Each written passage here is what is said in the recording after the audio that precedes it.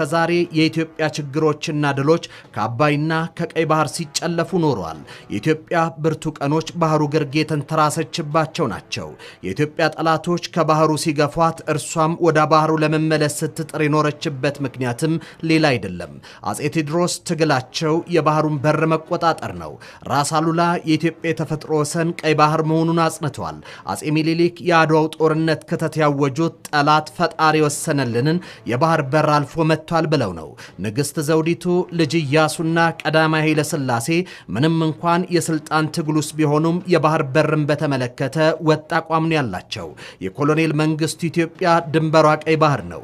በዚህ ታሪክ ውስጥ ህወሓት መራሹ ኢህአዴግ የግብጽ የአፍሪካ ቀንድ ጉዳይ ገዳይ ከሆነው የሻዕቢያ መንግስት ጋር በመሆን የታሪክ ጥፋትን ፈጥሯል።